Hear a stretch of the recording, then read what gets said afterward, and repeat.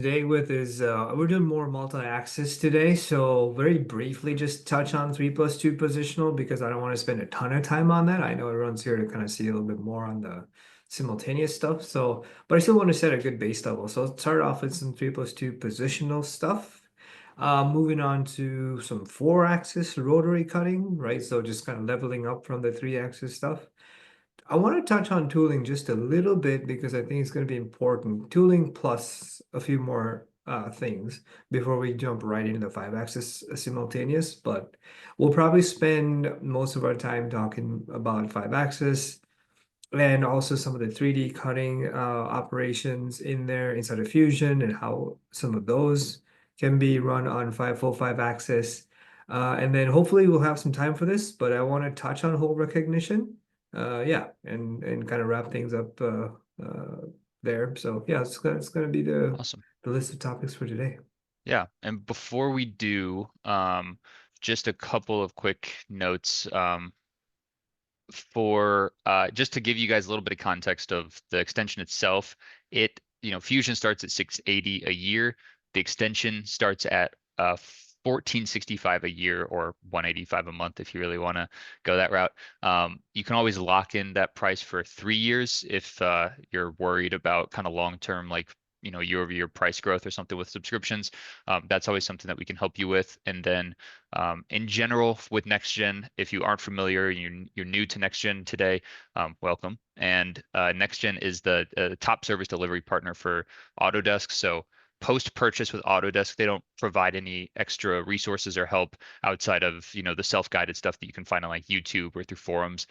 That's where they rely on partners like NextGen to be able to give you really hands-on or virtual training like what we provide, and support that, if not only to really get into and familiar with your processes, but be able to answer questions or help troubleshoot issues as they arise. So if you have any interest in learning more or post-processor development or consulting, just go to our website at nextgensolutions.com and click the little orange button in the top right. Fill out that form. That'll go straight to me, and I'll send it to the most relevant person. So go ahead, Umair, and kick things off. But thank you everyone again for joining, and throw questions in the chat, and I'll butt in and interrupt Umair if it's really timely. So yeah, thanks again, everyone. Perfect. Yeah, thank you, Chase. Alrighty, so let's go ahead and get started. Couple of things. I am going to go off of camera here just because I know you guys will probably like to see my smiling face, but it's putting quite a load on my internet. So I'm going to go off the camera here. Excellent. And I'm going to go ahead and share my screen now. Get Fusion up on the board. All right, perfect. So And you should before you be, do, we already have one question just to keep it, oh, excellent. Why yeah, don't we, at the yeah. top of your mind. He's from Rick. He said, "Can you address repositioning between multi-axis movements? We have an older 5-axis machine and need to make sure we clear the parts and fixtures between operations.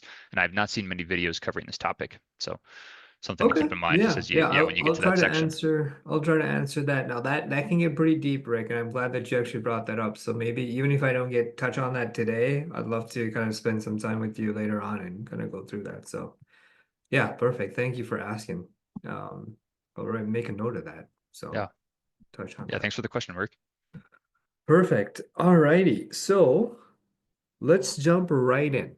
All right. So like I said, just want to touch on some of the basics first with 3+2. Set a good base level because hopefully there's people in here that have maybe different levels of experience right now with doing multi-axis stuff in Fusion. So if you're completely new to multi-axis and you just want to kind of get started, 3+2 is a really good way to, get in. So I'm going to touch on just some of the toolpath thing in here that has 3+2 capabilities, and how you actually could go ahead and set them up, right? So start off with this part. Again, kind of simple, nothing too crazy. I'm going to go ahead and, so the setup that I've created here is just a very simple setup, Z up, X, Y direction here, right? Now, typically, I mean, most of the features on this part here can be completed, with just a regular 3-axis motion, meaning some 2D cutting around the part, your holes and things like that.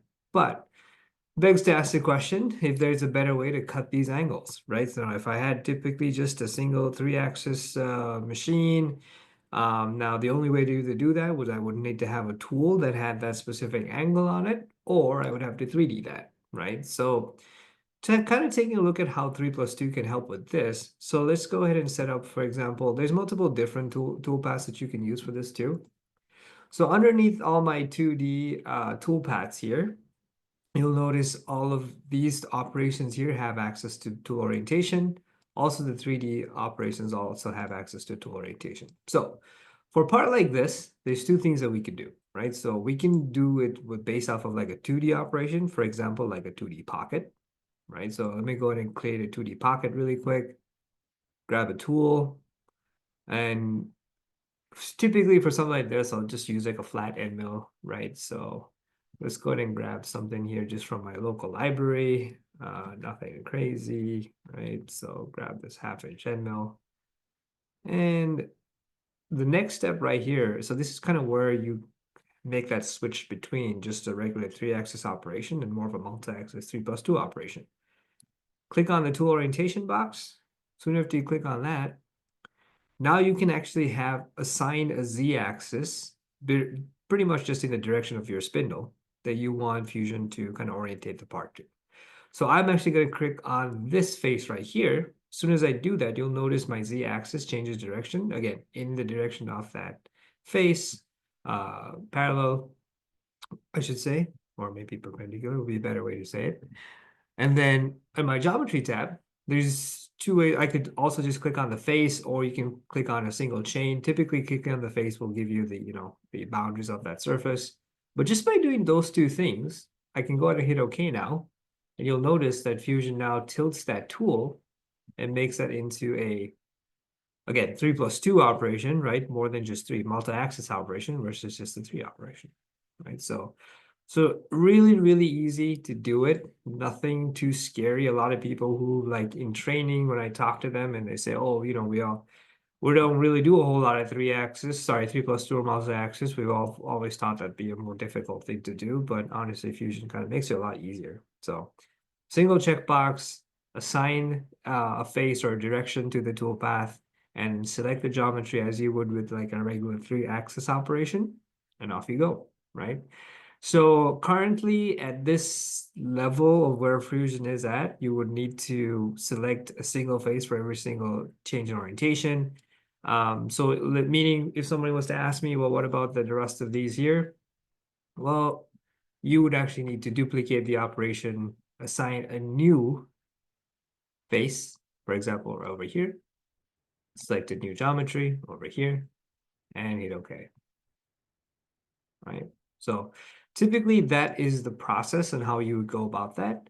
And one more thing I'd like to add though, now this might not be possible for all parts, but when you're using a lot of multi-axis toolpaths, or I should say again, positional 3 plus 2 style toolpaths, little quick hint is make sure that you are taking use of the patterning options inside of Fusion, right? Now, this is a pretty easy, simple part, nothing too crazy going on here, right? But in the event that you actually had more features, right? A ton of different surfaces that you had to select, and you had either like a mirrored part or just a symmetric part, then you can click on the toolpath, right click on the toolpath, and you have some of these patterning options in here, right? So I would use something like a mirror pattern to help you then select, and let's go ahead and select like a mid plane to this part, and I'm just going to use the center plane here, which is, oh, no, that's not the right one. I need, well, of course, it's always the last one. There you go. So as soon as I select that, you'll notice without having to recreate a toolpath or recreate a bunch of different toolpaths, I can select any amount of toolpaths and just pattern it across the other side, symmetric, and hit OK. And that should create your different toolpaths. So you really don't need this one here, right? Now, keep in mind, there are a few caveats here from what I know. Last I checked, this doesn't really change the actual direction of the cut. So let's just say you're climb milling on this side, and then typically mirroring a toolpath doesn't mean that it'll climb mill on the other side. You may need to potentially go in and change that manually, right? So So that's just the one caveat that I wanted to mention. Now, for milling, that would take effect, but something like maybe drilling, right? Then it wouldn't really matter too much. It's a really good way to kind of automate that process, right? So, okay, so moving along from here. So that was option A, right? Just using these 2D operations. One more I'd like to quickly show you would be the on the 3D side, there's an operation here called flat, right? So hopefully maybe some of you who know a lot of how to use a lot of the 3D operations inside of Fusion may have tested this out. But the flat operation is a good way to quickly, without spending too much time trying to create multiple different, tool orientation toolpaths, be able to machine out the flats on the part. So I'm just going to select the tool. I'm going to hit multi-axis. I'm going to just say 5-axis here. And without doing too much more, I'm just going to have Fusion just give me or tell me what it's planning on machining on this thing. So ideally, we should be able to see anywhere where it's flat, the tool staying perpendicular to that surface, and then being able to machine all the flat faces on this part, right? So yeah, there you go. So this is probably one of the quickest ways. I think that you can go ahead and create a multi-axis toolpath uh, and machine out all of your flats, right? So if I go ahead and simulate that really quickly, oh, you know what? Bear in mind, this is going to be part of my disclaimers here in just a little bit, but I didn't really create a lot of roughing operations. So I'm just going to go from solid here. We could sit here and, generate roughing toolpaths, but I don't think that's what you guys are here for. So let's just pretend everything's milled out and some form of roughing has already happened. I just want to make sure I go through all of these finishing toolpaths with you. So let that quickly simulate, and then let me go ahead, sorry, generate, and let me go ahead and simulate that. So this is the type of toolpath that you should be able to see. So yeah, without us having to worry too much about, trying to create multiple different toolpaths, obviously not enough stick out there, that's all right. But yeah, without having to create multiple different 2D toolpaths for tool orientation, the flat is a really good cheat code for multi-axis. All right. Excellent. Again, I'm gonna exit out of there and let's move on to a few other things. So as far as 3+2 goes, now that tool orientation, like I said, available for every single different type of operation here. Some key differences though that you might see between a 2D is, just go ahead and click on this really quick, right? You may notice that on the multi-axis tab, the Z, X, and Y, the point that you're actually selecting doesn't have a rotational wheel. Typically that is found in your 3D operations. So if I was to do this, for example, startup, I'll just go back in here and edit this flat operation, right? But if I turn on tool orientation in any of the 3D operations, you'll actually notice there's a wheel here that makes it a little bit easier for you to get granular movement, right? So meaning that you could maybe reference it off of a face, but then also add some granular movement to it too, right? So just something I want to note and point out to people. All right, Chase, how we doing on questions? Are we good? Nothing crazy? No, nothing crazy. All I right, think everyone's excellent. just absorbing. Hopefully we're setting some sort of a standard here. No one's fallen asleep yet. Okay, excellent. So moving from there, the drilling operation also has the tool orientation. So even if you think have like side holes and things like that, you can use the drilling operation with tool orientation to create those drilling tool paths. All right. Now, want to move on to this part right here, right? So this is now I feel like this is easy for most people. So hopefully when we go towards the right here, we'll talk a little bit more advanced stuff. But on this part right here, what I wanted to kind of focus on was, well, you saw me do it with mostly kind of 2D geometry, but how does it work well with 3D geometry, right? So I have this part here that has a few different features on it, right? Now, a feature like this, these little bosses here, if I was to go ahead and create a 3D toolpath for that, let me go ahead and do that really quickly. So let me create a quick setup. And like I said, I'm going to cheat a little bit today. We're just going to go right to solid. That way we don't have to spend time roughing. And I'm going to create a 3D operation. For something like that, again, different people have different ways of doing this. Me personally, I like using a scallop toolpath to machine out features that are similar to this, right? So let me pick a tool here, maybe like a ball mill, right? Go ahead and grab a ball mill. See what I got here. I got a 3/16 ball. Sorry, 3/8 ball. Should be. Let's stick with this one here, quarter-inch ball, because I think it'd be a lot better for tool pathing.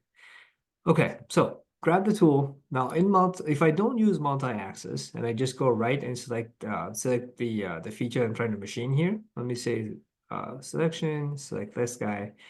Immediately you'll notice, right? Because of the way the tool is oriented right now, meaning just straight down in 3-axis mode, my chain is actually selected, is referenced based off of that plane as well, right?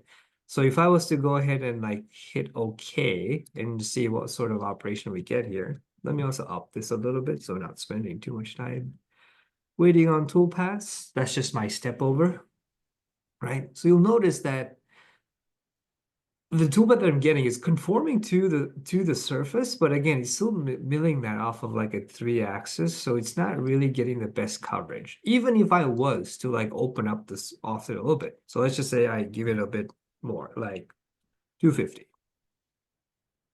Again, to those of you who don't know what I just did, I just kind of increased the size of the chain there by about a quarter-inch, so it actually sees a little bit more past that selection that I made, right? So you'll notice this isn't really going to give you the best finishing on this part, on this specific feature, right? So this is where, again, when you switch over to more kind of a 3+2, you have the ability to kind of reach into areas that are like undercuts and things like that you probably won't be able to reach into. So I'm going to edit this toolpath here in multi-axis. Same process. I can just hit tool orientation. Select this top face here as my Z now. You'll notice sorry, give me 1 second here. See if I can get that to flip to this direction. All right. So it looks like that won't happen because it's actually not a flat face, right? So when that happens, you'll notice your Z direction will try to go pretty much parallel to whatever that curve point is. So that's probably not going to work really well for us. So instead of that, that's what I told you earlier, we could use our wheel to be able to kind of use to reference that specific plane, right? Another good way to do that also is like if you were to pick up this boss, if the boss actually was if you could choose it, then it can also orientate it to a cylindrical cone too, right? So in our case, again, we can't do that either. So good time to kind of show off this wheel. So I'm just going to turn that X to 90 degrees and then also change my Z using the tilt. So then after I do that, I hit OK. As you can see now, I get a lot better toolpath, right? And also I should be able to machine that feature kind of perpendicular to that curve or that face on the top, right? So that's where as far as 3D operations go, that's kind of where a lot of the advantages come in, is using 3+2 is for you to be able to reach areas where you can't actually reach, right? So, and also a lot of this other toolpaths here with the like steep and shallow and parallel, scallop, all of these different operations, these 3D operations, you can use the same process that we just did, and then select, based off of geometry, select different ways of doing that, right? So, excellent. All right, so not too much more to show here. I think as far as 3+2 goes, I think that's kind of what I want to touch on. So the next thing I want to kind of touch on would be the 4-axis stuff, right? 4-axis typically meaning, rotary style operations. So you'll notice that here's just a kind of a simple component here. If I go into my manufacturer, right? So if I go to my manufacturer here, I'll set this up as an actual milling operation, not a turn mill. You can still run your 4-axis operations with the turning or mill turn setup, So just make sure that that can happen both ways for milling and for turning or mill turn, right? So perfect. And then as far as creating a good operation to actually rough these out, right? So what I've done here, I've made some toolpaths beforehand just in case something did happen to me during demoing this. So we can always go back to that. But let me show you how I set this up. So under my multi-axis operations here, you have rotary pocket operation, rotary parallel operation, and the rotary contour operation, right? So typically when you have material that you have to bulk rough out of this part and you want to keep the tool running 4-axis, right? The rotary pocket probably will give you the best way of doing that. Now, there are other options too. There are other options, meaning as far as like roughing things out with a pocket operation, you can use some 2D pocket operations, but when you use the 2D operations, you have to use something called wrap toolpath, right? The wrap toolpath is it's a good way to, if you have a certain edge or some sort of a curved edge that's the same profile as the actual profile you're trying to cut, then you can use something like the wrap operation to be able to do that, right? So other than using the rotary pocket, the wrap really is the best other best alternate. But I think the rotary pocket operation is probably a much better fit, right? So I'll use this, just use this 1/2 inch cutter here, change my feeds and speeds later if I need to. But again, on the multi-axis side, what I'm going to do is I'm going to set this up using my axis here. So I can select any axis that I want. So I'm going to select the rotary axis, select basically any face here that's centric to the main direction. And then in my geometry tab, all I need to do is kind of specify where actually I want to machine, right? So if I don't need to machine, now if this was completely round stock, then I can have it kind of set back and front. But really all I want to do is kind of machine just in this area right here, right? I can drag these or I can actually just use selection method using this drop down here and then tell it to which face it needs to go. But for the sake of the demo, I'm just going to drag it around.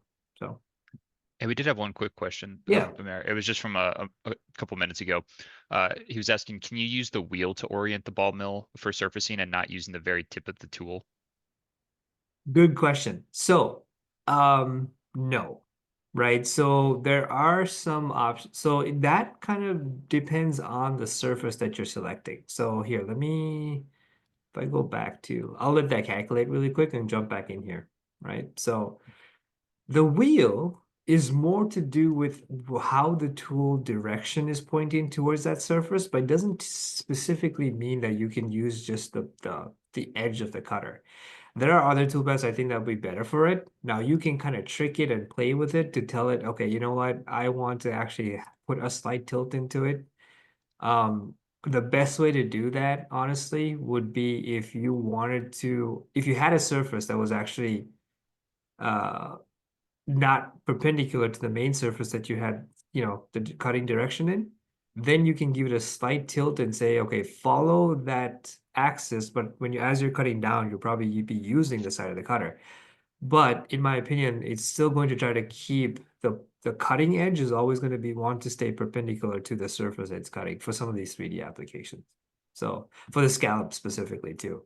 Now, some of the other operations that we're going to get into today, like the multi-axis finishing, probably would be a better fit for something where you want to use a specific area of the tool versus it using the center point of that cutter, right? So good question.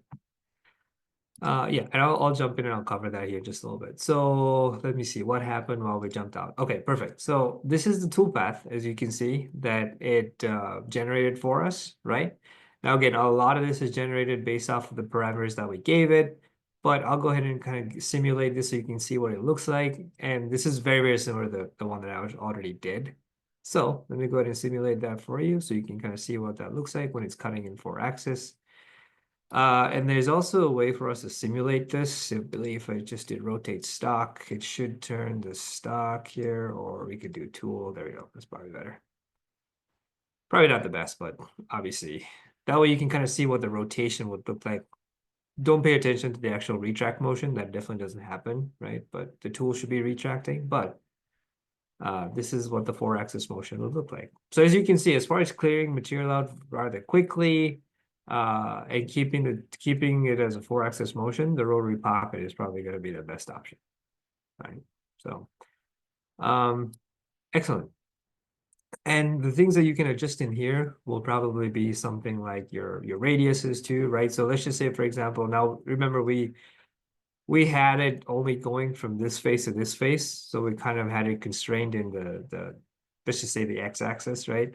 But in the z-axis, meaning radially, we could also do constraining there as well. So if you only wanted to go down a certain depth, you can come in here and give it like a certain diameter or an offset based off of a selection, right? Something like that. So you can constrain the tool this way as needed too. And then as far as I should say the clearance values, that's also going to be based off of your radial diameters too, right? So radiuses and diameters. The passes tab is kind of where most of the action happens, trying to figure out what the cutting motion will look like. You'll notice that even though I did kind of constrain this cutter based off of these two planes here and here, but I'm still getting toolpaths over here, right? Usually that happens because I actually had this checkbox here turned on that says you can move beyond the front limit. If I did that for the back as well, you'd notice there's going to be more outwards toolpaths from this plane here. Now, I wanted to kind of just show that because I've seen a lot of people, like especially when they send in tickets and things like that, they would notice like, hey, how come the tool's actually going outside of the plane that I told it to stay inside of? The number one reason usually is because this checkbox is either turned on or it's, vice versa, turned off, right? So something I want to kind of point to. And then also remember, as far as cutting goes, depending on the material and the cutter, you can also change your cutting style. If you don't want it to do climb and conventional or basically like bidirectional cutting, you can have it kind of constrained to only do climb milling as well, right? So few things in there that I think would be pretty important to take a look at. But yeah, in a nutshell though, as far as using 4-axis roughing operations, in my opinion, the rotary pocket is really powerful. And then moving on to the contour. Now the contour doesn't really do too much with the floors. It's mostly to cut all of your walls, right? So or any I should say steep style geometry, right? So in this one, I did pretty much a very similar process. So I'm not gonna try to recreate it, but I'll walk you through it. So really, I just did the same thing as far as constraining between the two, and also the radii. But again, this is going to be taking a look mostly at all of the walls, and then you'll notice there's no like middle toolpath here roughing out any of the floors. So this is going to be finishing all of the walls, right? So yeah, usually a combination of the rotary pocket and the rotary contour is best because sometimes I've noticed the finish that you would see on the walls if you just try to finish everything with a rotary pocket might not be as good. The contour cleanup has been a better quality finish, I would say. Okay. Excellent. And then the last one I just wanted to add here, I'm sure a lot of people have probably seen this, enough of times now, but the rotary parallel operation is usually what's best for trying to actually follow the profile of a part, right? So I'll kind of show you what that would look like. Probably not something I would use for this style of part, but an example is an example. So on here, I'm just going to say, all right, choose rotary parallel. I'm not going to, for the multi-axis side, I'm just going to say rotary axis and select this one here, right? So it's basically at looking at the entire part at this point. Geometry, let's do just maybe from here to here, or yeah, just from here to here, just so you can kind of see what that looks like. And hit OK. So, I mean, pretty quickly here, you should see what this operation is trying to do. It's, like I said, trying to follow the actual, the profile, right, of the round cylinders. And then that's what a rotary parallel would do. So this is just an example. Consider this any sort of different style of part where you actually want the tool to kind of stay, constant on the zero midline, and then just follow the entire profile wherever you need it to. Cool. All right. Any, I see if one couple more things in there, Chase. Anything rotary specific? Looks like, No. Yeah, just the last question that I'd asked, but yeah, nothing new so far. okay, excellent. Okay, so now we're venturing outside of just regular four axis and also doing some little bit other stuff in here. So, couple of disclaimers before I jump in. I just use some very standard tooling. So the tooling is a whole deep dive that we could do a different day, but obviously anytime you do multi-axis, you could talk about tooling all day. That's one thing. And also fixturing. I didn't really take the time to add fixturing in here because I wanted to spend more time on the toolpaths. But remember, it's definitely important to make sure you put equal amount of effort into your fixturing too, especially with multi-axis, making sure that you have the right clearing, so that your tool doesn't collide with any of the fixturing. And then also what I've done here is I put some machines in here. Some of these machines have enough clearance for some of these parts, and then some I use some different style machines for some of the other parts here. So the machine builder inside of Fusion, for those of you who are maybe not aware, I'm going to touch on that just a little bit. And the machine library that comes available with the Fusion library has actually a ton of machines in here. Really impressed with like how many machines they were able to put in here. But there's machines from all sorts of different vendors and different brands. It's actually just even a good starting place. If they don't have your specific machine in here, meaning your model, um, we can. What we've done for other customers is we've been able to take CAD models and then also use the machine builder. Uh, Functionality inside of Fusion to build custom machines, right? The building of the machine portion of it is actually really easy. It's mostly the post processor that kind of takes a little bit more time to kind of dial in and test out. So if anyone out there is, if you're listening to this and you actually want a machine built out for you, it doesn't come standard inside the Fusion library, let us know, reach out to us, and we can build out a machine for you, right? And again, the reason why I wanted to mention that is anytime you are dealing with multi-axis stuff, machine simulation is going to be very, very crucial, very important, making sure that you have not just collision checking, but also checking to make sure that your axes can actually, be able to get to a certain rotational degree or an area of that part, right? So versus versus posting out the code and then going to the machine and the machine yelling at you that you're out of parameter or you're over traveling a certain axis, right? So yeah, a couple of different disclaimers, and then also stock. I didn't really spend a lot of time doing a lot of stock in here, so you're gonna see some very, solid stock. Okay, so enough disclaimers. Let's just jump into it. All right, so for this part right here, so this is just a propeller, right? I'm not gonna machine the entire thing, but I think there are some cool things that I wanted to kind of show you as I was testing out this part. We're hoping to run this part as a demo here with somebody, so see what it actually looks like. So what I've done here is just kind of throw a quick adaptive together and a quick contour operation together because we're hoping to maybe fixture it using this boss here. And then most of the cutting happens on the other side, right? So for this one as well, now might not be the prettiest looking toolpath out there, but this rotary pocket operation that we just showed you on the other part is what I'm using here as well, right?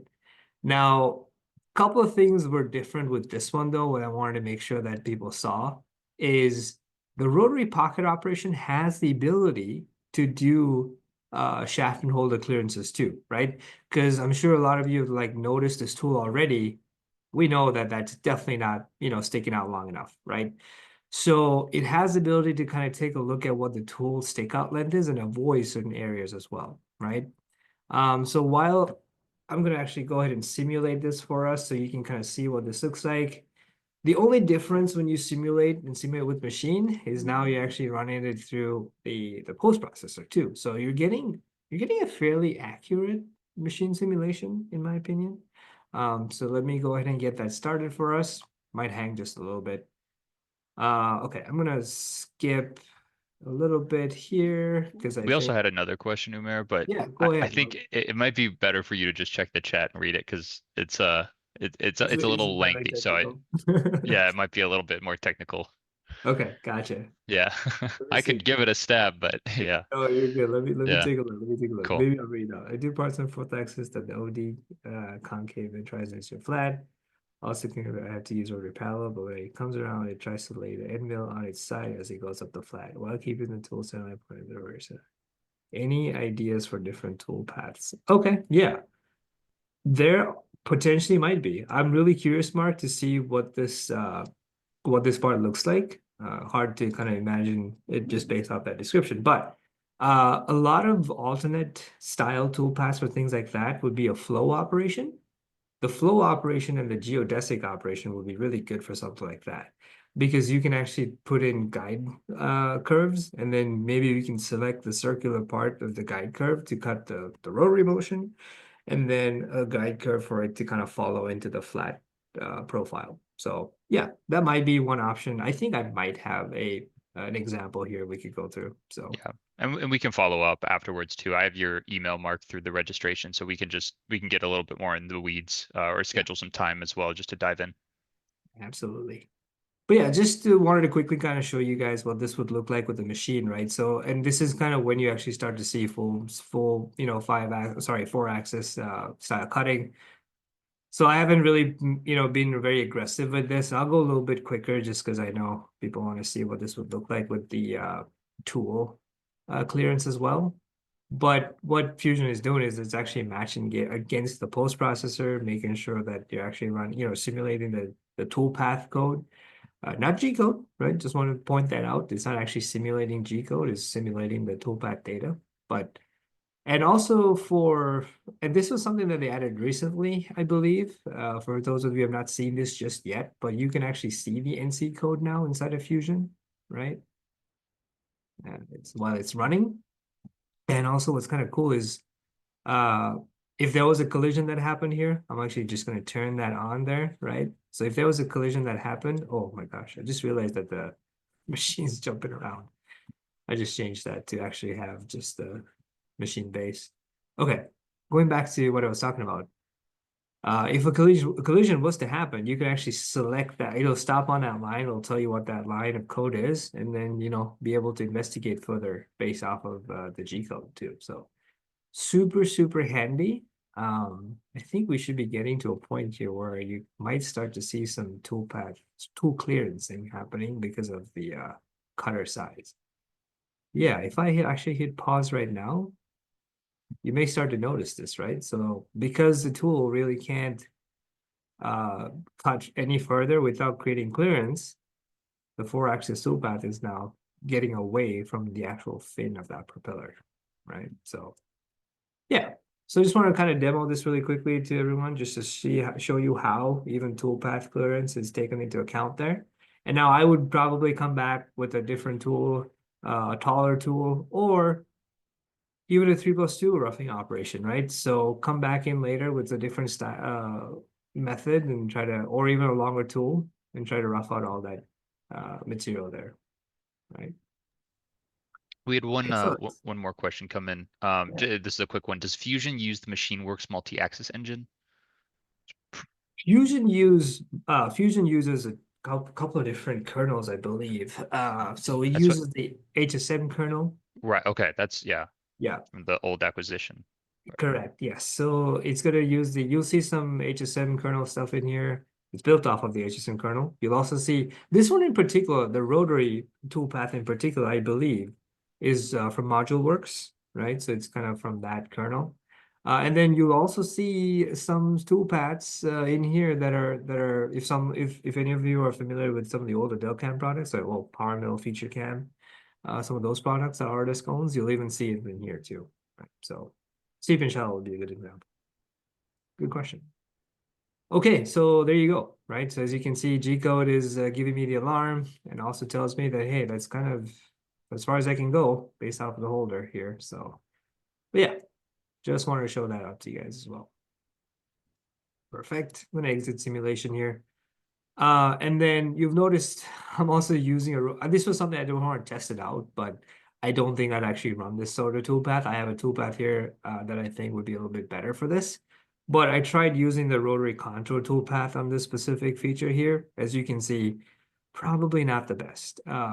It's probably also because it's not trying to do multi-axis and avoid certain areas, right? So that's why it's moving away from the fin. So I would deter away from using contour for these types of geometries unless you obviously have enough tool length to cut all the way down, right? So cool. That was actually a fail toolpath that I wanted to show everyone just to see, like, don't spend too much time trying to create a rotary contour operation for that. Okay, cool. Jumping into the next one. This is where I had told you, so this is a similar type prop, but I wanted to show you this one I also roughed out. And then this is where we start to get a little bit more fine-tuning with the types of, like, multi-axis, like 5-axis simultaneous operations. We're bleeding into, like, we did 3+2, we did 4, now we're getting a little bit more into 5, right? So the all of the tool passes you're going to see me use here with the advanced multi-axis, they're all under this drop down right here. Now this one specifically is the advanced swarf operation. And then you also see some other operations in here too. So the advanced swarf operation, what I've used here, is a way for the tool to come in and kind of cut this flange here, right? So this is with just a little bit of time spent trying to create this toolpath, not a whole ton of time, but I wanted to show you what Fusion is capable of. So I'm going to go ahead and edit this so I can walk you through how I actually built this toolpath out.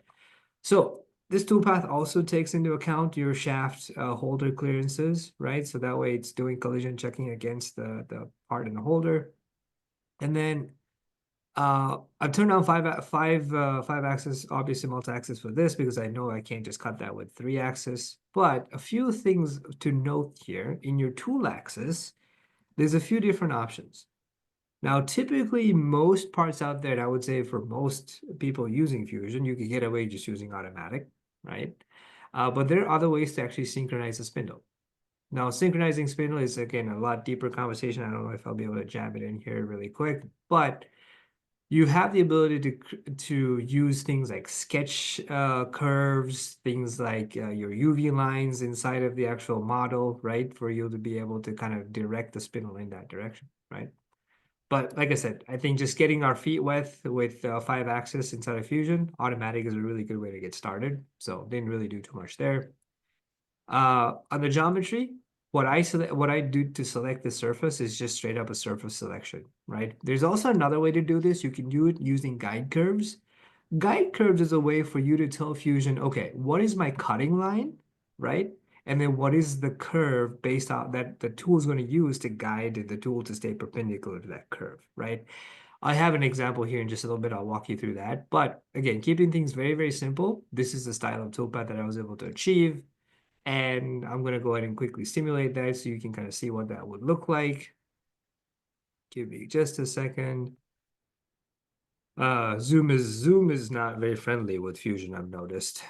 So just takes a few seconds here, right? So I'll go ahead and I'll simulate that. I just made a duplicate of that so you can kind of see what that looks like.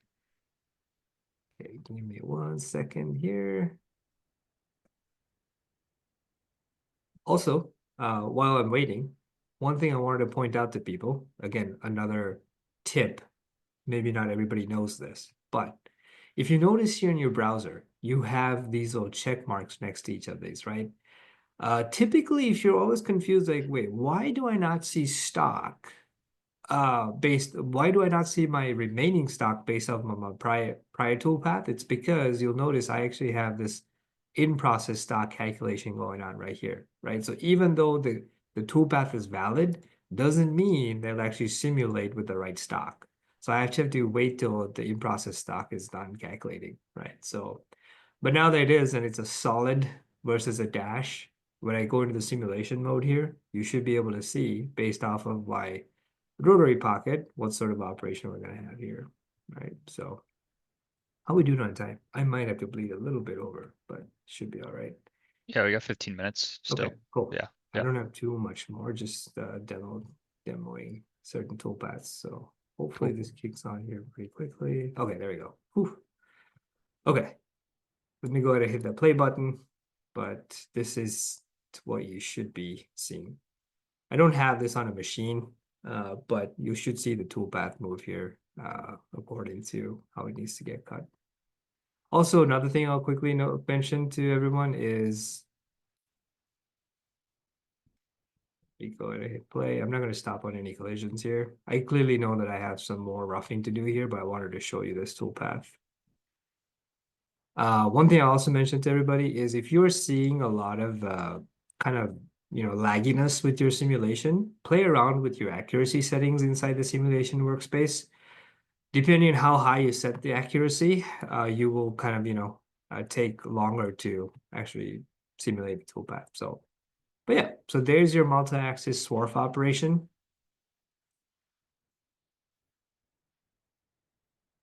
And it should stop prior to bashing into, yep, into that stock model right there. So yeah, so that's kind of what you would see for a swarf operation, right? Few things to take away from this is you can also add things like your offset. So if you need the tool to offset a little bit further into the part, that's what I've done here. You can add a negative value to that. Always try to, go negative so that you're not cutting with just the tip of that cutter, right? Okay, moving on to uh, Geodesic. Geodesic is a toolpath that's also available on the 3D dropdown right here. I really like this toolpath because it works so well with I feel like it works really well with multi-axis control. Geodesic has definitely been a game changer. So I made two examples though. I made two examples. One's a bad geodesic, just to show you like when playing around how it actually worked, versus a little bit of a better geodesic. Ted, if you're out there, shout out to you. Help me out with this toolpath. But this is what a geodesic toolpath will do for you. It basically follows, the guide curves that I gave it, and also has full multi-axis onto it. But you'll notice that it's bunching up right here, causing a lot of nightmares, right?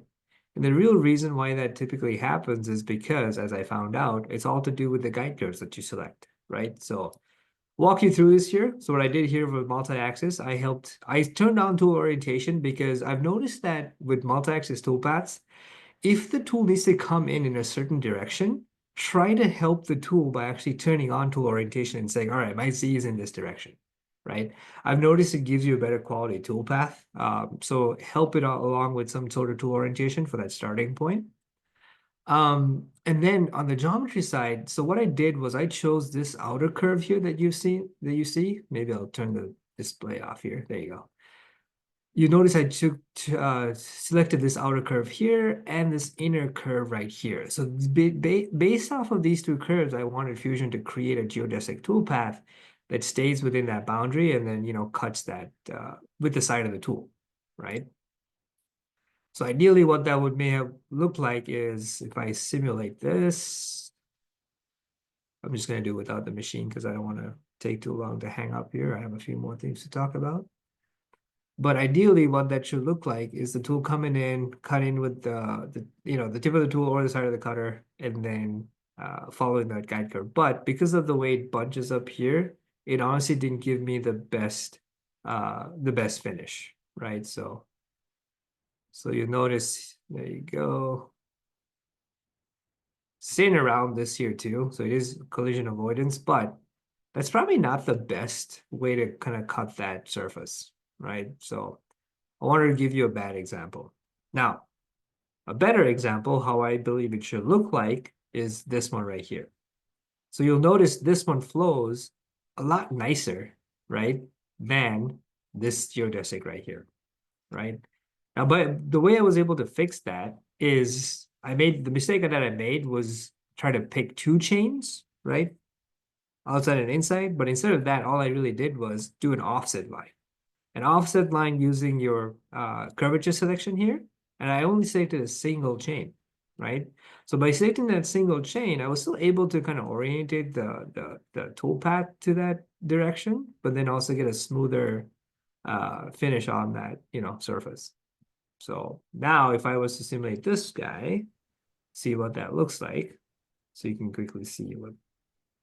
Now this one, again, I didn't have to turn on tool orientation because I wanted the cutter to actually come in this way. But in hindsight, I think I might want the cutter to come in on the side because the tool will need to actually kind of tilt quite a ways to kind of sneak into this area right here, right? So if I actually hit play, you'll notice what's happening here.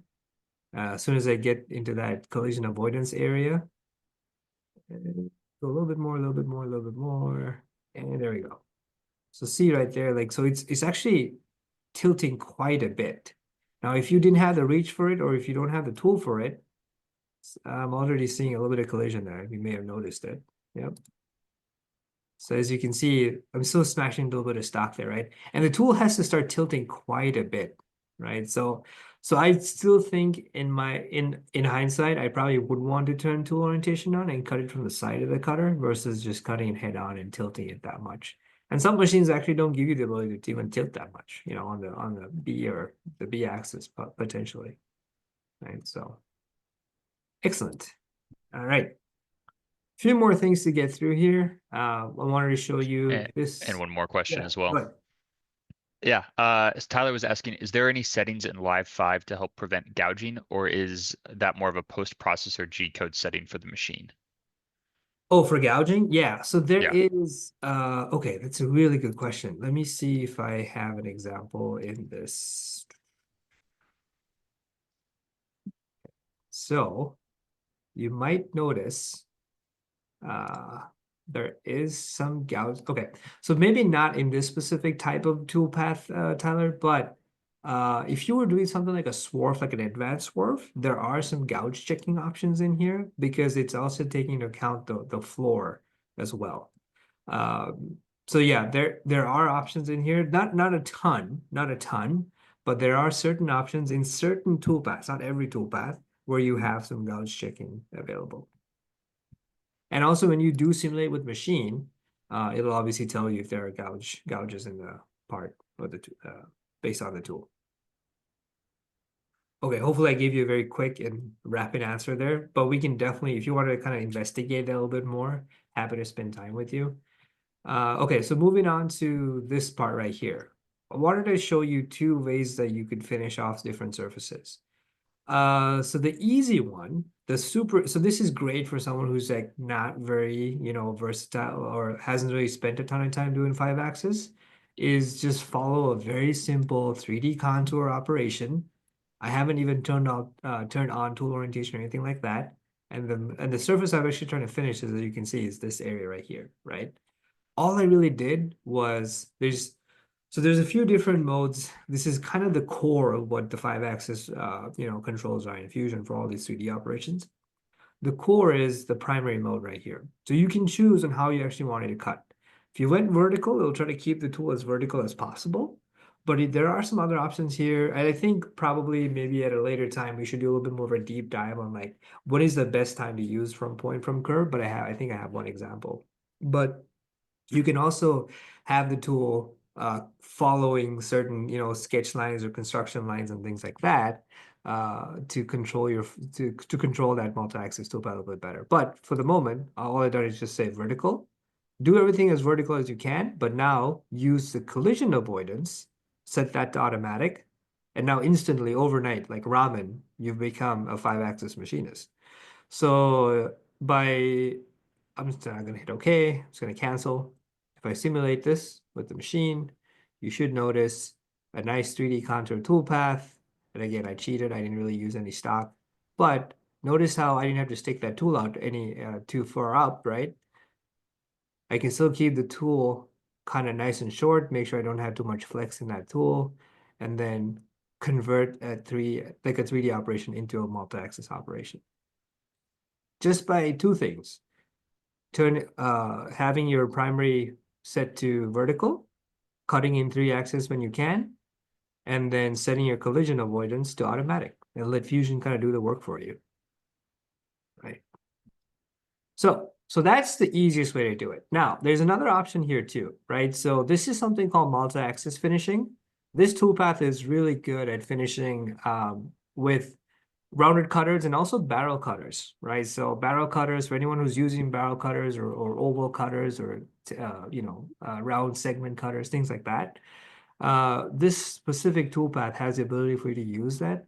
And you'll notice that my toolpaths here are actually a lot cleaner, a lot nicer. And this is the reason why I wanted to show this one versus just doing the regular contour is because this one, I think somebody asked the question earlier about how do I not cut with the center of the cutter, but actually cut with the side of the cutter, this is probably the best toolpath, right? So I have three different ones: ceiling offset, floor offset, and then this one. This is kind of a combination of all of them, but let me walk you through this and kind of give you an idea. So what I've done here is on the multi-axis, I set it to automatic, but few things. I've basically selected the wall surfaces, right? And I've selected my floor surfaces. Sorry, inverse. Floor, wall. Based off of that and the guide curve is being extracted from the floor, meaning based off of my floor surface, which is that, you'll notice that guide curve right there. So Fusion's keeping that guide curve, controlling that guide curve, and then using that for your tool motion, right? That gives you probably like the best possible finish on this specific toolpath here. And then also one more thing I want to mention here is on the tool axis here set to automatic. The lead and contact point gives you the ability now, if I hover over this just to kind of show you, see how you can actually select certain ranges of that tool which you want in contact with the surface, right? So again, going to the person who asked me that question earlier, how do we actually use multi-axis to cut with, different parts of the cutter or the more radial parts of the cutter? This is probably going to be the best option. There are some other options, but in my opinion, this is the best option. So this works really well with a ball cutter and works well with barrel cutters. Excellent. So let's see. I have two more things I quickly wanted to show you. This is because this is one that I always get a lot of questions about, right? I always get the question like, hey, listen, I want to be able to just follow this surface, right? And go up and down, sideways, but I never can do that because the tool always wants to kind of cut, based off of automatic. Now, this is where we can get really, really granular with how I want the motion to happen. So I'm using a flow operation here, right? And in my multi-axis, instead of going from vertical, now we're getting a little bit more on the advanced side of stuff. I actually created a sketch segment, and I wanted my cutter to follow this sketch segment, right? Right here. This is what most people think is the best way to do it, right? Create an offset of that surface and then have it kind of follow that.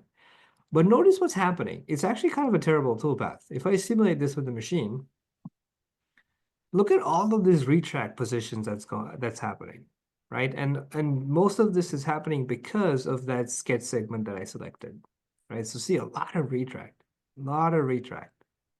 right? It can't just do a full up and down, right? Till it gets to kind of the core of it. Now, notice by switching from this sort of a curve to actually doing a simple line, going straight this way, I have a much better looking toolpath, right? And also the tool doesn't tilt towards the curve. So if I simulate this operation right here, same thing. On my multi-axis tab, instead of picking this curve here, I just picked this curve right here and pick the surfaces at the bottom. We see a much cleaner looking toolpath, right? Maybe I'm going. Got another question, Umair. Yeah. John was just asking, can this toolpath or can the multi-axis toolpath be constrained to just four axis or four axes? That's a good question. I can go in here and ask you and actually double check. I believe, I don't think so, but let me see. I could be wrong. No, yeah. So you can't constrain that to a four axis, John, unfortunately. It's not like some of the other 3D operations here, right? So for example, like flow is something that you can definitely constrain to a four axis, right? Excellent. All right, so going a little bit over, so I'll try to rush through this a little bit. I love the engagement, so I really feel like we need to Yeah, follow up on seriously. five axis. So we Yes, should definitely yes, do another definitely. five axis webinar. The last thing I just kind of wanted to kind of show you was let me see. Yeah, this one right here. So a lot of people ask me, hey, I want to use this multi-axis contour operation, but every time I try to do that, it kind of fails. So the reason why that happens is what I'm noticing. A lot of people try to create toolpaths with a multi-axis based off of chains and edges off of the actual part. Now, you can do this. I'm not saying that you can't, but it doesn't always give you the best quality, right? So here's a little trick that I thought I'd like to share with you guys today is notice how I was able to take a straight line and then 3D project that onto a surface and then actually build a multi-axis contour based off of that, right? So how you do that is if I go into my design side, what I did was I created a sketch, right here. Just because we're over time, I don't want to jump in too much in this, but I created a sketch here, right? I could probably maybe try to do it on the line here. Let's say, there you go. Right. And then on a separate sketch, what I did was I created a 3D offset of it, right? So under create, you can go into your project include and say project to surface. And all I did was pick this curve right here. Let's just say, well, first I gotta pick the face. I'm gonna pick this face. Man, the way I put that in there is kind of silly, but here we go. Okay. And then on the curves, I just selected this, right? And for my vector, I just selected the z-axis. So notice what happens, it just drops that curve right on that. You're projecting it onto this face right here, right? And let me actually select a few more faces here. Perfect. And hit OK. Right. Finish sketch. Now, think of using the multi-axis contour for things like engravings or maybe finishing up a radius or something like that, right? But now if I go back into my manufacturer space, I can create a multi-axis contour. I'll just duplicate this guy. And all you do, you don't have to mess with the multi-axis at all, really. All you have to do is just select the chain. Let me get rid of this one, and I'll grab this one. And also, hopefully, maybe this is a little tip. You select the chain, you select it one more time, and you can add more chains to it. And I hit OK. Actually, before I do that, one more thing. I'm going to hit OK. Notice that, okay, let's just say you wanted it to violate the surface. You actually wanted to cut in a little bit more. Again, I'm thinking of something like an engraving. Usually you can't do that even if you do this axial offset because the multi-axis contour cannot violate a surface, right? So the only way for you to be able to actually tend to go a little deeper is to use the stock to leave option. And then when you use the stock to leave option, you can put in a negative axial offset. Uh-oh. Am I hanging up right now? I think I am. Yikes. Okay, well, on that disappoint. Oh, wait, here we go. Here we go. Hey, Hey, the okay. computer's begging for for this to end right And now. like, yeah, it takes a lot of my resources, but Yeah. anyway, You're doing this on a laptop, right? laptop, that's Yeah, right. yeah, So I mean that goes to show they can do something. But yeah. but if I simulate this for you guys here and run through just kind of what that would look like, and I'll just turn off the model, but that's probably gonna have to think a little bit. Oh, actually, no, look at that. Hit play. So this is actually with gouging too, right? So I'm actually gouging into the material, but it's staying centered on that chain. And then also kind of cutting it. So there you go. You should see that tool tilt a little bit. There you go.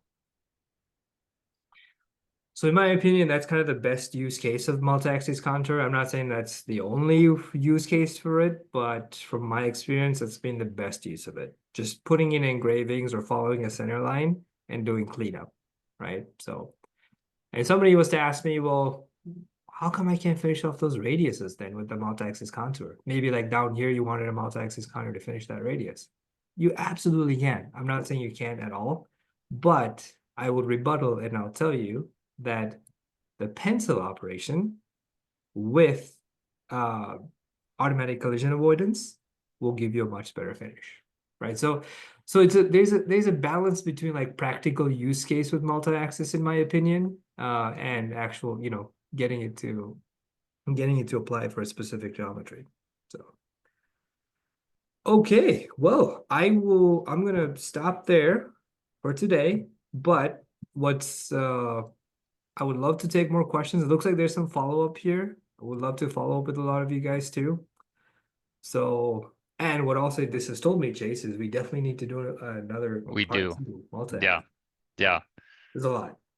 Yeah. But it was really good, and I think just about everyone stuck around till the end. So, yeah, with those that had a little bit more complex questions, I think we'll definitely follow up via email. But if there's anyone that had questions that they just didn't ask and want to get answered at a later time, just like I said, go to the website that I just put in the chat, click the orange button that says contact us at the top, and then we can just reach out and kind of start from there. If we need to get a meeting in the books, what we always like to do is send us your parts. We'll put together a demo for you guys and really show you exactly how you can make the most of the extension, and then go from there. So, yeah, if any ways that we can help, just start with the contact us form, and we'll go from there. But we'll have more communication coming out soon about the next part two of this extension series, which I believe is going into. I don't think it's nesting. I think that's the week after sheet metal.